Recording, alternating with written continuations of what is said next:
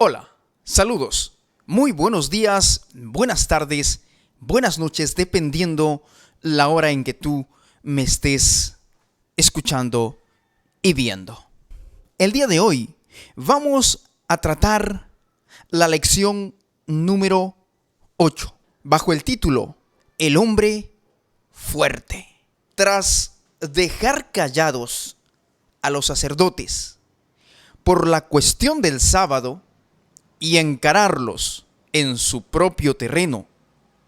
Más tarde, Jesús, al llegar a la sinagoga, se encuentra a un hombre con la mano seca, a quien le dijo intencionalmente, sabiendo que los sacerdotes le observaban para acusarlo, y además, por ser día sábado, le dice: levántate y ponte en medio de todos, con el objetivo de enfrentar a los arrogantes sacerdotes movidos por el celo, el odio y la desesperación de que todo el pueblo iba tras él, y con la intención también de levantar dudas sobre la veracidad de los líderes religiosos en cuanto a lo que se debía hacer y no hacer en sábado.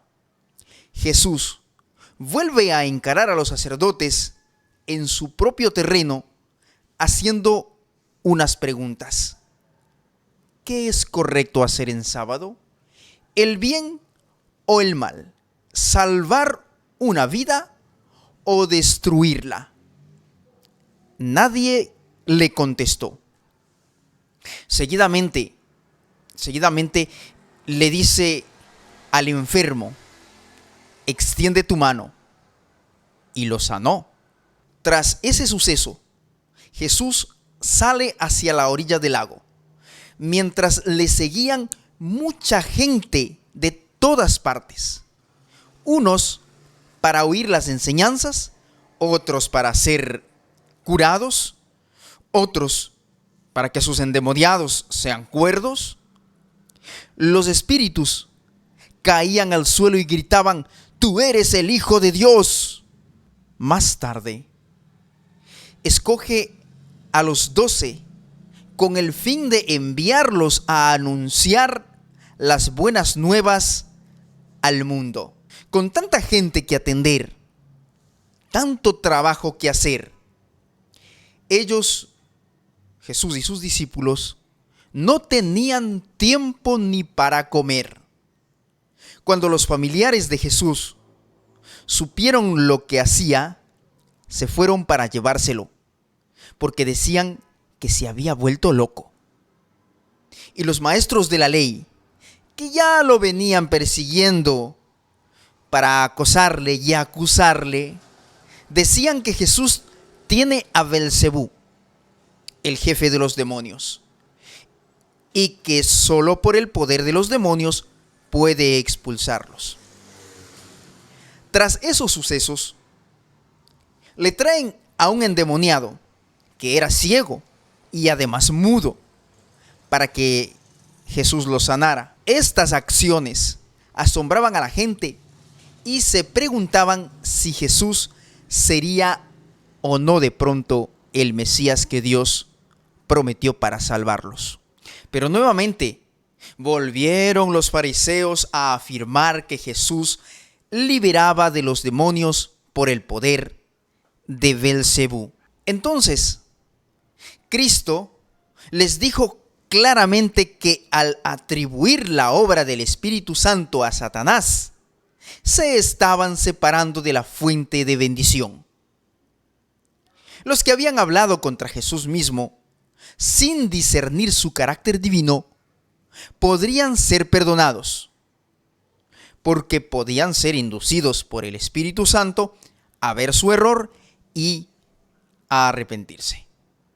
Cualquiera que sea el pecado, si el alma se arrepiente y cree, la culpa queda lavada con la sangre del Cordero o en la sangre del Cordero. Pero el que rechaza la obra del Espíritu Santo se coloca donde el arrepentimiento y la fe no pueden alcanzarle. Es por el Espíritu Santo como obra Dios en la mente. Cuando los hombres rechazan al Espíritu Santo, cuando rechazan voluntariamente al Espíritu Santo y declaran que es Satanás, cortan el conducto por el cual Dios puede comunicarse con ellos.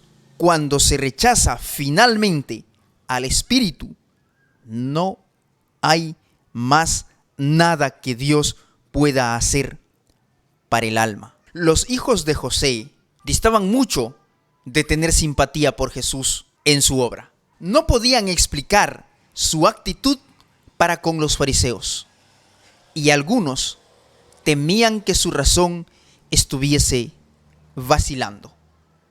Sentían agudamente el oprobio que les reportaba su relación con Jesús.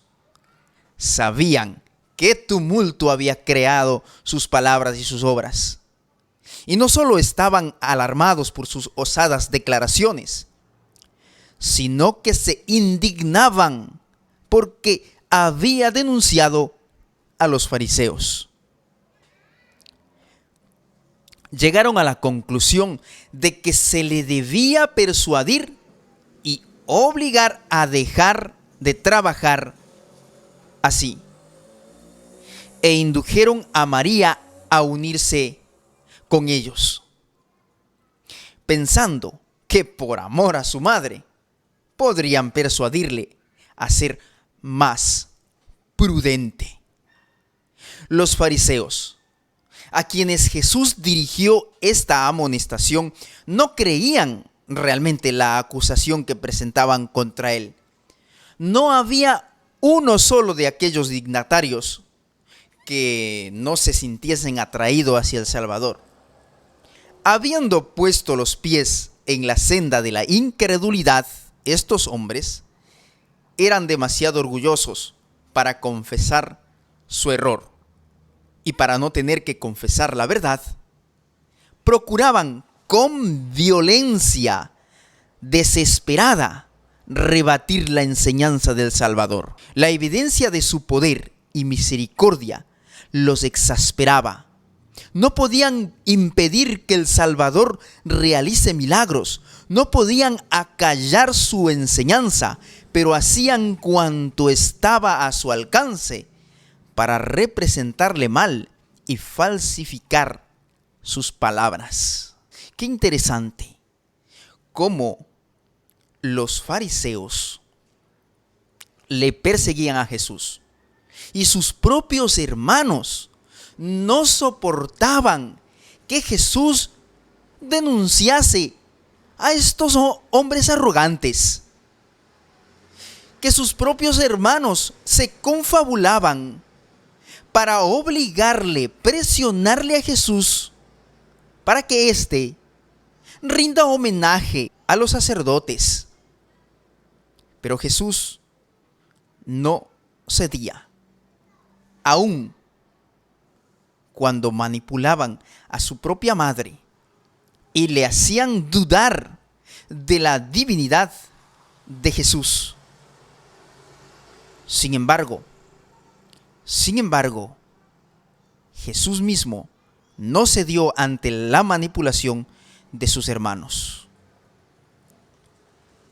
Estos sacerdotes siempre buscaban falsear las palabras de Cristo y lo hacían con todo el desparpajo del mundo. Sin embargo, el convincente Espíritu de Dios los seguía. Aún así, el Espíritu Santo trabajaba en la mente de ellos y tenían que crear muchas barreras para resistir ese poder. Es decir, sabían que Jesús decía la verdad, pero no querían aceptarla. Así como hoy saben que muchos decimos la verdad, hablamos lo que está escrito en la Biblia y en los escritos de mi escritora favorita, Pero sin embargo, sabiendo que eso es así, no lo aceptan porque se desbarataría, se destruiría todo el sistema de creencias erradas que han ido acumulando con el paso del tiempo por no relacionarse con Jesús. Sin embargo, el convincente Espíritu de Dios los seguía y tenían que crear muchas barreras para resistir su poder. El agente más poderoso que pueda ponerse en juego en el corazón humano estaba contendiendo con ellos, pero no querían ceder. Estaban convencidos de que un poder divino acompañaba a Cristo. Pero a fin de resistir la verdad, atribuyeron la obra del Espíritu Santo a Satanás. Al hacer esto, prefirieron deliberadamente el engaño. Se entregaron a Satanás y desde entonces fueron dominados por su poder. No es Dios quien ciega los ojos de los hombres y endurece su corazón. Él les manda luz para corregir sus errores y conducirlos por sendas seguras. Es por el rechazamiento de esta luz como los ojos se ciegan y el corazón se endurece. Repito, y escuche claro, no es Dios quien ciega los ojos de los hombres y endurece su corazón. Ellos, estos hombres, estaban convencidos de que un poder acompañaba a Cristo. Como hoy, muchos están convencidos que lo que decimos, reitero, es la verdad, pero no lo quieren reconocer y aceptar, porque saben que lo que decimos está en los escritos, está en la Biblia, está en el espíritu de profecía. Es solo cuestión que podamos hacer un poquito de investigación, de lectura, y no de un párrafo sacado fuera de contexto, sino de todo el capítulo completo del tema que estemos tratando, tanto de la Biblia como de los escritos de Ellen White. De esta manera, prefirieron el engaño deliberadamente y se entregaron al poder de Satanás. Sin dudar, las palabras son un indicio de lo que hay en la mente, porque de la abundancia de los pensamientos habla la boca. Por esta razón es peligroso, queridos, pronunciar una palabra de duda, peligroso poner en tela de juicio y criticar la verdad divina. Toda palabra ociosa que hablaren los hombres, de ella darán cuenta en el día del juicio, porque por tus palabras serás justificado y por tus palabras serás condenado. Cuando el alma se entrega a Cristo, un nuevo poder se posesiona del nuevo corazón. Se realiza un cambio que ningún hombre puede realizar por su cuenta. Es una obra sobrenatural que introduce un elemento sobrenatural en la naturaleza humana. Recordemos la parábola de la levadura, un agente externo. La obra del Espíritu Santo. Debemos estar inevitablemente bajo el dominio del uno o del otro, de los dos grandes poderes que están contendiendo por la supremacía del mundo. No es necesario que elijamos deliberadamente el servicio del reino de las tinieblas para pasar bajo su dominio. Basta que descuidemos de aliarnos con el reino de la luz. Eso es suficiente. Si no cooperamos con los agentes celestiales, Satanás se posesionará de nuestra mente y hará de él su morada. La única defensa contra el mal consiste en que Cristo more en la mente por la fe en su justicia. A menos que estemos vitalmente relacionados con Dios, no podremos resistir los efectos profanos del amor propio, de la complacencia propia y de la tentación a pecar. Podemos dejar muchas malas costumbres y momentáneamente separarnos de Satanás, pero sin una relación vital con Dios por nuestra entrega a Él, momento tras momento seremos vencidos. Sin un conocimiento personal de Cristo y una continua comunión, estamos a la merced del enemigo y al fin haremos lo que nos ordene. Nadie se endurece tanto como aquellos que han despreciado la invitación de la misericordia y mostrado aversión al Espíritu de la gracia. La manifestación más común del pecado contra el Espíritu Santo consiste en despreciar persistentemente la invitación del cielo a arrepentirse. Cada paso dado hacia el rechazamiento de Cristo es un paso hacia el rechazamiento de la salvación y hacia el pecado contra el Espíritu Santo. O sea, cuando cometemos el pecado imperdonable, es porque hemos rechazado a Cristo, porque es Él quien nos hace el llamado al arrepentimiento. Y para confirmar lo que estoy diciendo, que el Espíritu Santo no es otro personaje que Cristo mismo, dice lo siguiente mi escritora favorita: al rechazar a Cristo, el pueblo judío cometió el pecado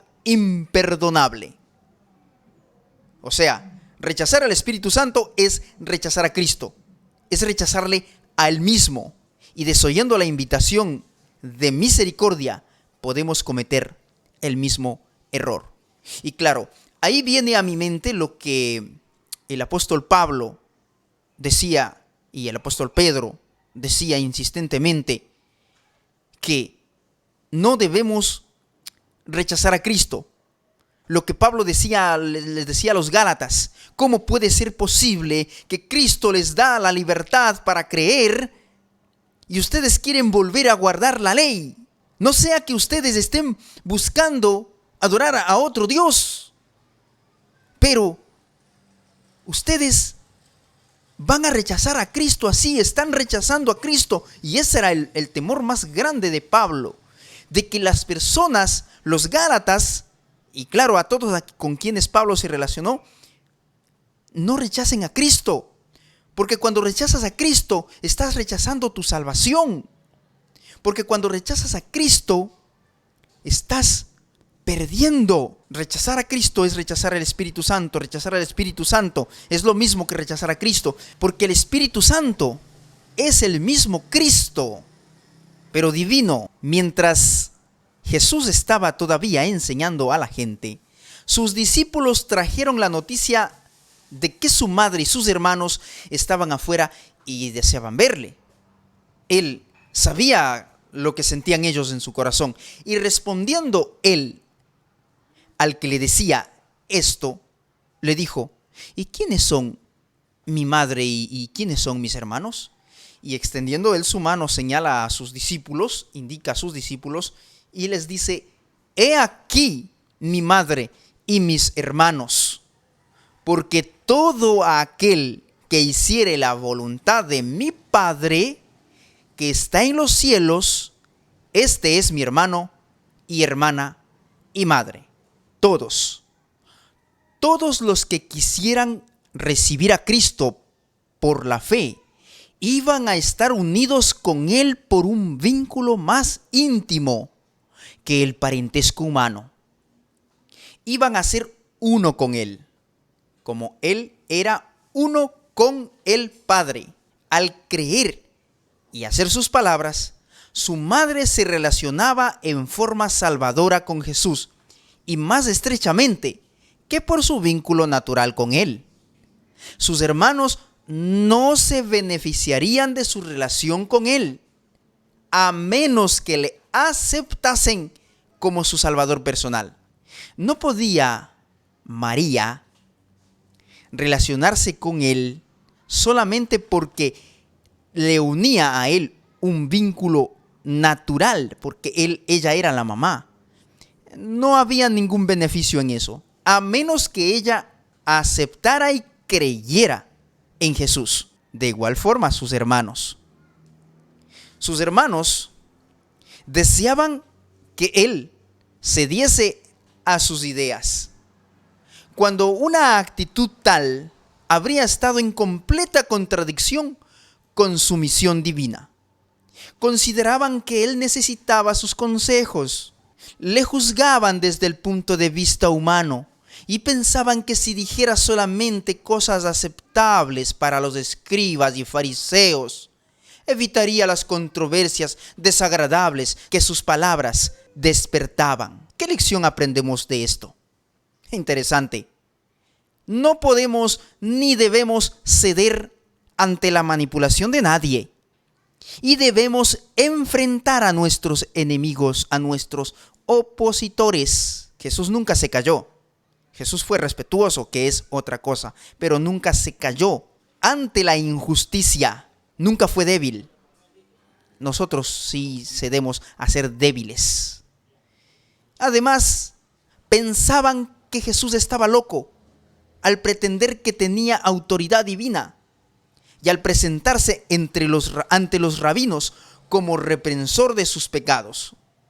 Sabían que los fariseos estaban buscando ocasión de acusarle y les parecía que ya les había dado bastantes.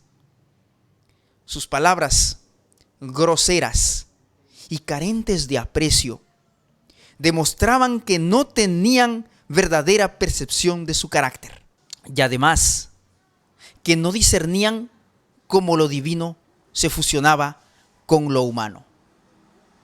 Le veían con frecuencia lleno de pesar, pero en vez de consolarle, el espíritu que manifestaban y las palabras que pronunciaban no hacía sino herir su corazón. Su naturaleza sensible era torturada, sus motivos mal comprendidos y su obra mal entendida, como lo es hoy con quienes decimos lo que está en los escritos, lo que tratamos de decir la verdad. Somos mal comprendidos, mal entendidas nuestras palabras y nuestros pensamientos. Nuestra obra es mal entendida y mal interpretada. Con frecuencia, sus hermanos presentaban la filosofía de los fariseos, antiquísima y gastada, y afectaban creer que podían enseñar a aquel que comprendía toda la verdad y sus misterios. Condenaban libremente lo que no podían comprender, como hoy muchos lo hacen. Estas cosas, todas estas cosas, hacían muy espinosa la vida de Jesús. Sin embargo, no había en la tierra nadie que pudiese comprender su misión divina, ni conocer la carga que llevaba en favor de la humanidad.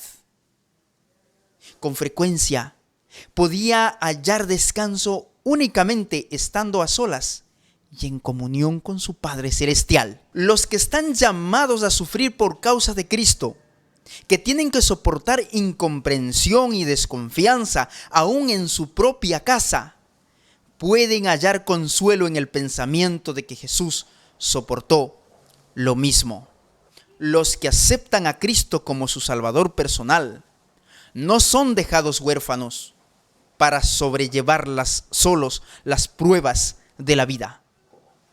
Él los recibe como miembros de la familia celestial, los invita a llamar a su Padre, Padre de ellos también.